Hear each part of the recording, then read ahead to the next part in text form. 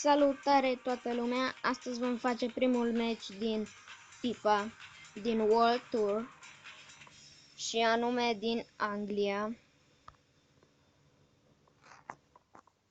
Sper să vă placă. Vom face cu over 60. Noi suntem over 59.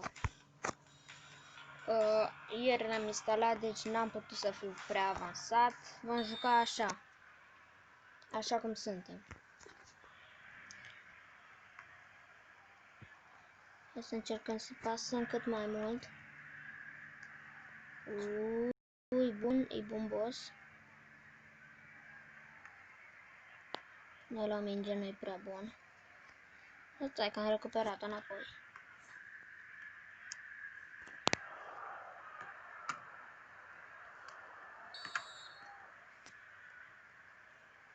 Da, am dat un out, lasă că recuperăm noi.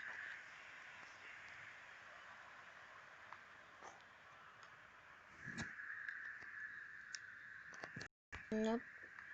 Și pasăm cât mai mult. Asta e regula.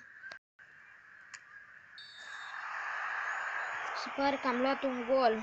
Nu-i prea bine asta. Stai, lăsați că recuperez eu.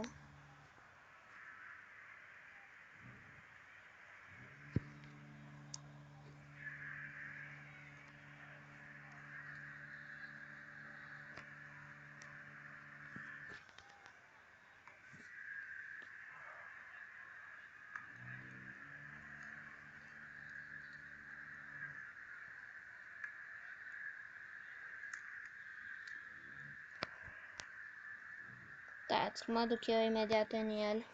Nu-l lăsăm noi așa, lăsați că nu e. Acum că e 2-1, nu-l mai lăsăm noi să mai înscrie odată. E bine că o dat out. E full time, deci cam acesta a fost meciul. A fost un meci grozav.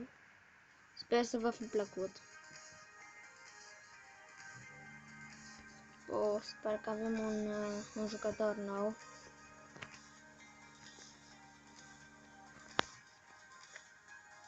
Am câștigat mult. Acum vom upgrada jucătorii și vom încheia acest videoclip. Sper că v-a plăcut. Dacă v-a plăcut, nu uitați să apăsați butonașul de like și să vă abonați la mine. Prima dată îl vom schimba pe postul ăsta. Sper să fie bun, măcar unul. E bun.